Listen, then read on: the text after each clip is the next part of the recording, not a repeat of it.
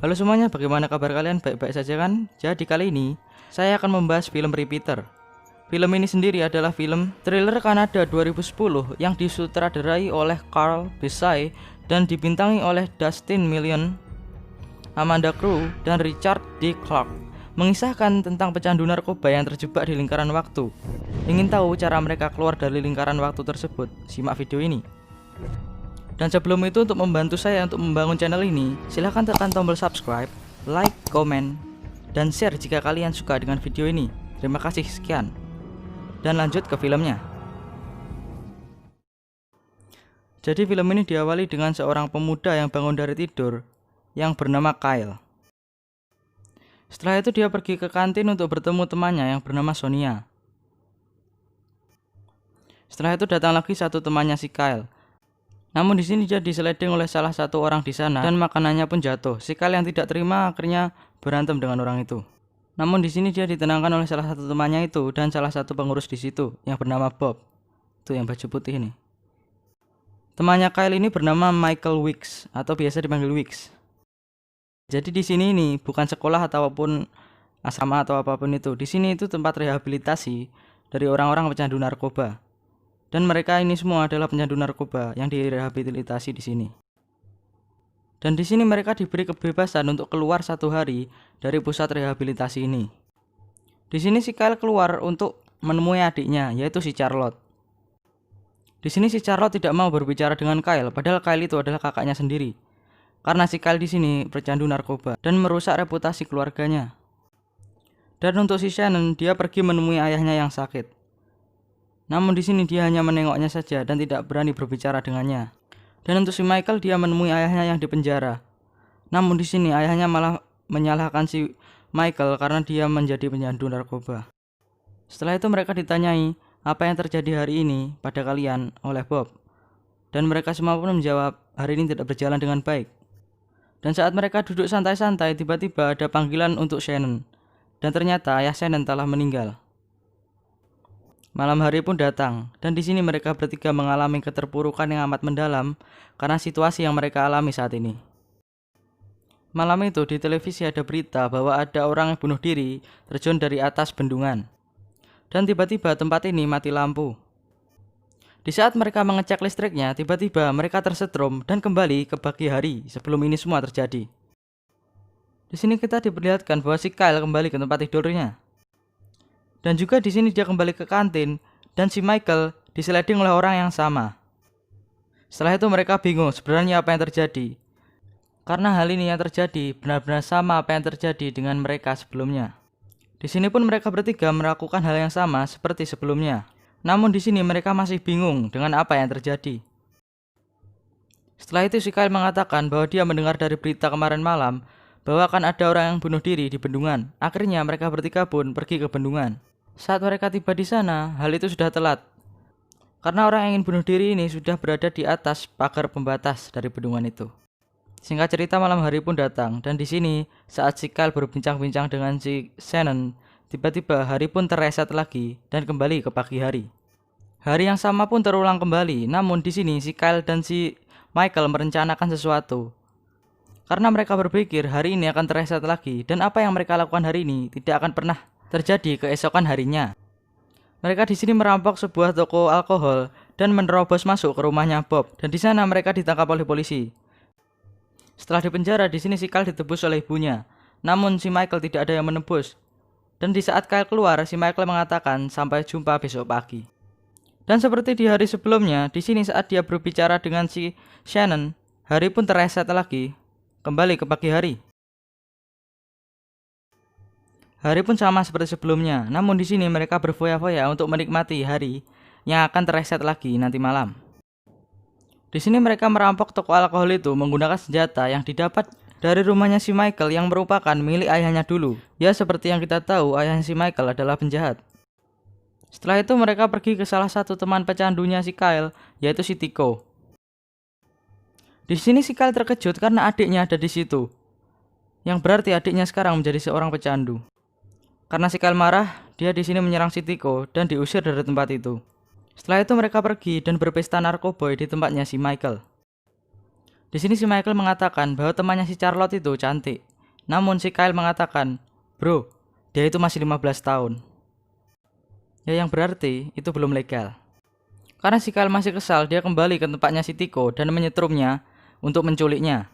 Setelah itu si Tiko disuruh untuk memakan kotoran sapi dan diancam dengan pistol. Kalau dia tidak mau memakannya, dia akan ditembak. Setelah melakukan itu, si Kyle merasa bersalah dan dia menjadi sedikit sadar di sini. Setelah itu mereka bermain-main di bendungan dan di sini si Shannon terjatuh dan hari pun tereset lagi ke pagi hari. Di sini si Kyle bergegas ke kantin untuk mengecek si Shannon ada di sana atau tidak, dan untungnya si Shannon berada di sana. Setelah itu si Shannon dan si Kyle ingin menghentikan putaran hari ini. Namun di sini si Michael tidak setuju karena dia menganggap ini gift atau berkah lah. Karena dia bisa melakukan apa saja dan besoknya hal itu tidak pernah terjadi. Dan di sini Michael pun pergi meninggalkan mereka berdua. Setelah itu si Shannon dan Kyle memutuskan untuk pergi ke bendungan. Ya, mereka pergi ke situ untuk mencegah orang ini bunuh diri. Dan mereka berdua pun berhasil. Setelah itu mereka mendapatkan info dari polisi bahwa ada seorang anak yang diganggu. Dan mereka tahu bahwa anak ini adalah temannya si Charlotte. Dan yang berarti yang mengganggu adalah si Michael. Setelah itu mereka berdua menemui si Michael dan terjadilah perkelahian antara Kyle dan Michael. Setelah perdebatan itu pun, si Michael pergi meninggalkan mereka berdua. Dan di malam harinya saat mereka berdua berbicara, tiba-tiba hari tereset lagi ke pagi hari. Pagi harinya si Michael tidak pergi ke kantin. Ya, dia sudah bertengkar dengan mereka berdua sih. Dan di sini mereka berdua memutuskan untuk menemui adiknya si Kyle. Karena untuk mencegah dia bertemu dengan Tiko. Dan akhirnya mereka berempat pun makan di restoran. Dan tiba-tiba di sini si Michael datang. Dan karena dia melihat polisi yang menahan ayahnya, dia emosi dan mengancam polisi itu untuk keluar dari toko ini. Namun polisi lainnya datang dan dia membunuh dua polisi itu. Di saat si Kyle dan si Sonia shock, tiba-tiba hari pun tereset ke pagi hari lagi. Di sini si Kyle bergegas ke kamarnya si Michael untuk menyekap Michael agar tidak melakukan hal gila hari ini. Setelah itu di sini si Kyle dan si Shannon saling jatuh cinta. Dan inilah yang terjadi. Malam harinya si Kyle pergi ke rumahnya untuk bertemu adiknya, namun di sini adiknya keluar bersama temannya dan tidak mau berbicara dengan Kyle. Dan sama seperti sebelumnya, di saat dia berbicara dengan si Shannon, tiba-tiba hari pun tereset kembali ke pagi hari. Di sini dia bergegas ke kamarnya si Michael, namun si Michael sudah tidak ada. Lalu dia pergi ke kantin untuk mencari si Shannon, namun si Shannon sudah tidak ada. Akhirnya dia pergi ke rumahnya si Michael dan dia pun menemukan si Shannon telah diikat di sampingnya si Tiko oleh si Michael. Di sini si Michael menyuruh si Kyle untuk membunuh si Tiko.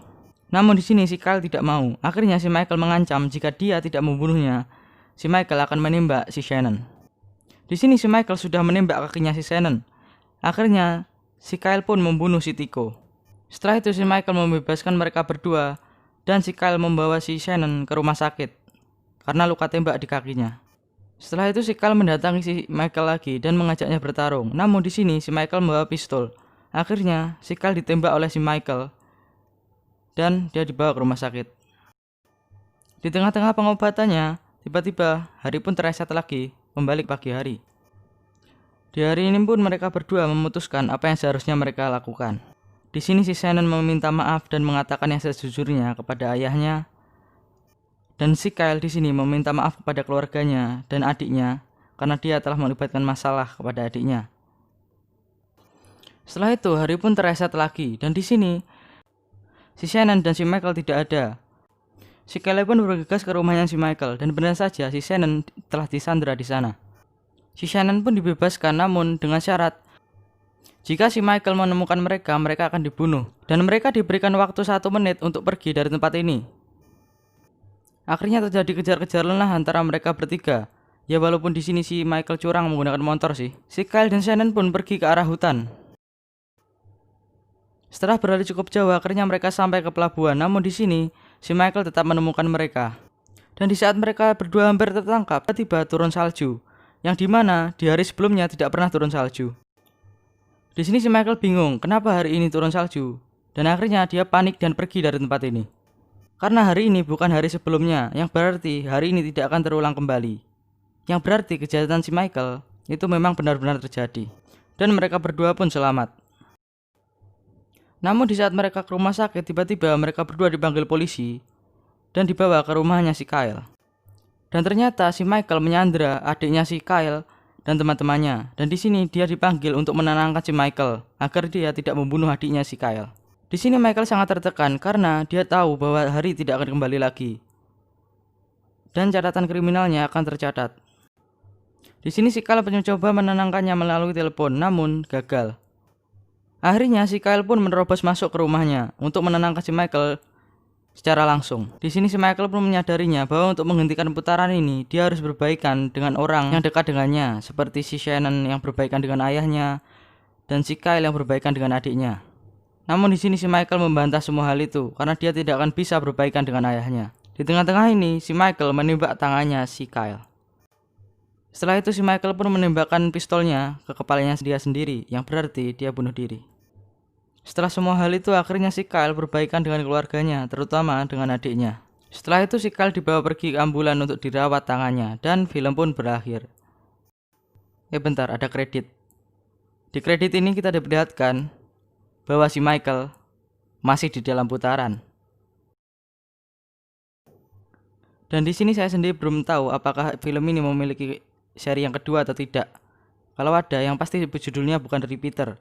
Karena saya mencari Repeater 2 itu tidak ada. Dan itu tadi semua cerita tentang film Repeater, dan terima kasih sudah mampir.